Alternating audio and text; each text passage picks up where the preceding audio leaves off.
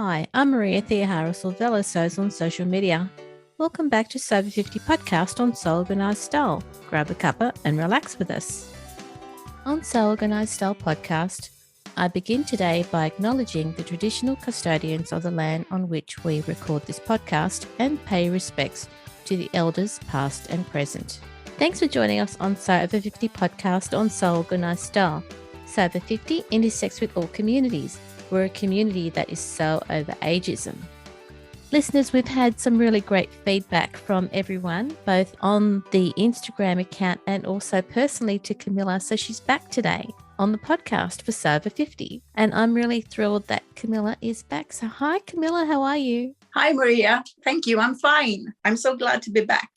As I said, in your introduction, we've had really good feedback about your two earlier podcasts. So thank you. How did you feel when you were getting feedback from people about your podcast? Flattered, very flattered. I didn't think I could be that interesting to listen to. When people I don't even know, English-speaking women from all over the world, reached out to me and told me I did something good. I felt it was heartwarming and I was very, very flattered. And part of it is that they understood what I was saying because I'm Swedish, and English is my second language. I weren't that confident about it. So it felt really, really nice. And I just want to let people know that while this is an English-speaking podcast, I have many people who come on the podcast where English is their second language. And I know that people who listen appreciate all the effort that you go to and yourself, Camilla, to work through what it is you want to say in English. It's always come across really well. I'm surprised how good it sounded, how good I sounded. And I'm very flattered, and I really appreciate people reaching out to me and telling me so. And all your work, because you did a lot of work too. So thank you. My pleasure. And I think I've said it before, but I'm really pleased to bring the voice of SOAS, so people in the Sober 50 community, onto the podcast. Just wanted to let people know that I'm happy to do the work to get them on here. So today, can you start us off, Camilla? What's sewing been like in Sweden?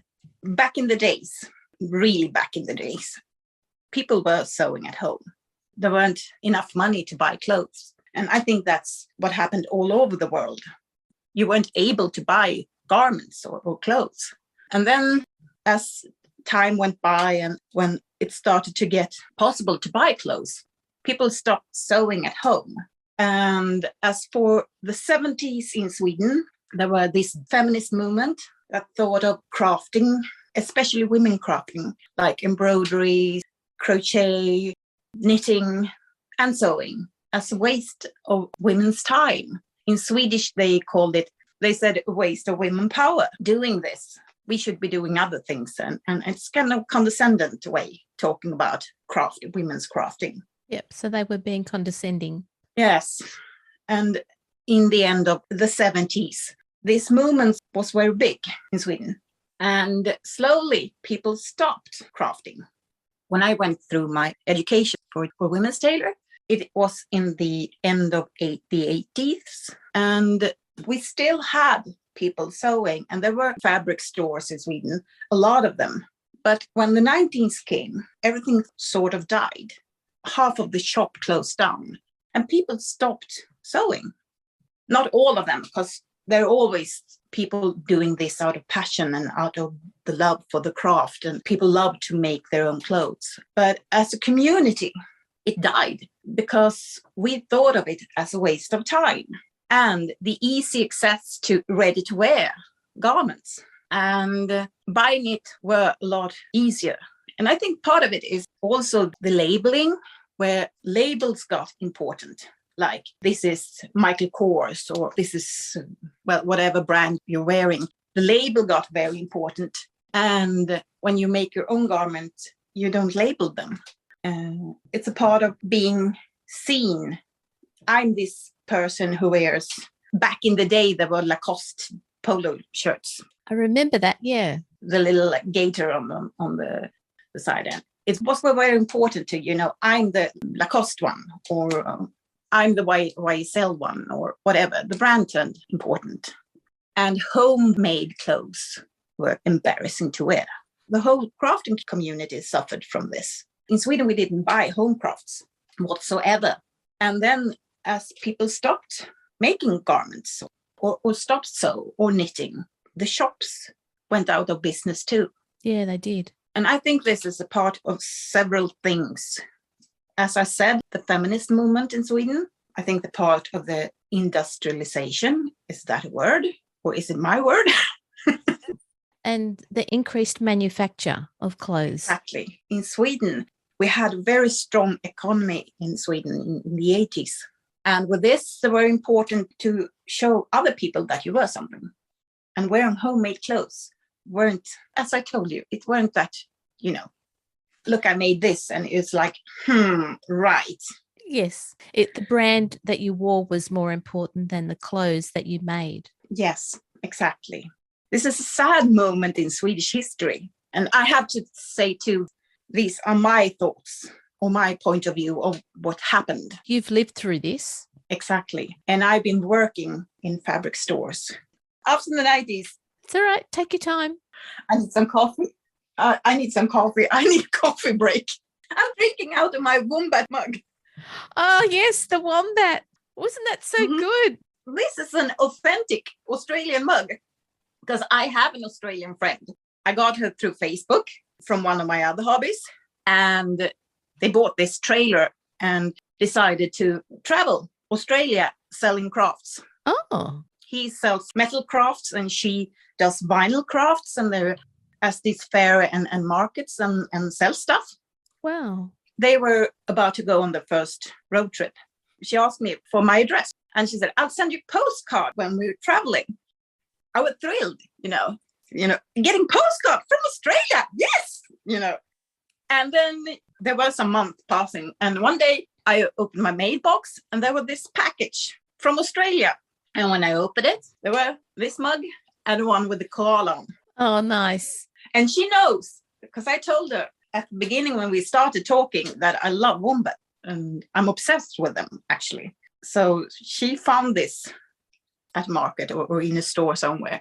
And she thought of me and she sent them to me. It must have cost a fortune because shipping isn't that cheap, but I'm very happy about them. So I got a wombat. And there are no wombats in Sweden. We don't get any wombats. They won't like it here. The ground is solid frozen in the winter. They don't want to live here. We don't even got them in zoos here in Sweden. So it's kind of annoying being a Swedish person loving wombats. I have to go to Australia to see them. As for koalas, they're just sitting in the trees eating leaves. I mean, how fun is that? But wombats, they move around. They're kind of funny. To me, they're kind of, I don't know, because this is just my impressions of watching YouTube and people talking about them. And my friend sends me a lot of stuff about wombats. I find them kind of, mischievous. Yes. I think I like them because they're still wild and they have a mind of their own. Oh, yes. So that's why I think I like them. I like things, animals, persons with a mind of their own, thinking their own way, doing things their own way. This is just my impression because I don't know. I never met the wombat. I don't know if I will. But to me, they're kind of mischievous and cute. I'm intrigued by Australian wildlife, not the poisonous stuff. Well, back to the story, maybe. Oh, okay. So after the 90s is where you're going to start from. After the 90s, I started to work in fabric stores in Sweden. And I worked a couple of them and they sort of disappeared. And there was a struggle. People weren't buying much fabric, not even for curtains, because, there were these panel curtains that came in that period. You didn't even have to hem them, because they were already done. And they were like these thin strings of fabric, I have to say, but very boring. I don't like them. And everybody bought them. So they didn't buy fabric for curtains. They didn't buy fabric for clothes. And the shops went away. And the ones that were left struggled for years. Mm. And then something happened with the start of Facebook. And I have to say internet, the whole community. They were starting these groups. And there were... I think it's part of maternity leave in Sweden, because in Sweden we're allowed to stay at home for a full year, have a full year of maternity leave. And the women that stayed at home wanted something to do, and they wanted colorful clothes for their children. And at the time, there weren't any. And they also wanted this retro, 70s retro kind of fabrics who were colorful. There were a lot of patterned, and there weren't any ready to wear clothes. There weren't any manufactured clothes to buy. So they started to sew. And with Facebook, there were groups where you could ask each other for knowledge.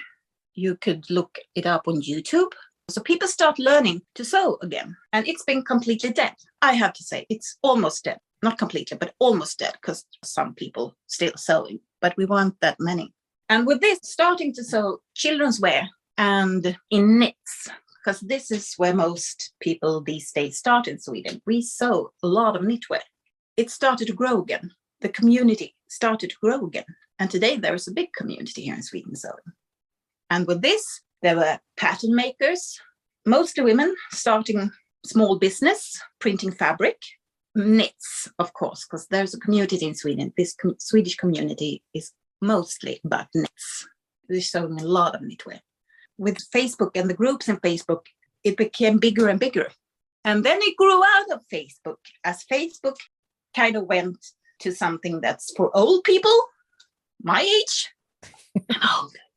It started on TikTok and it's Instagram, and from knitwear and starting sewing knitwear, they kind of went beyond and started woven fabric. And I think the community is growing again and is getting bigger.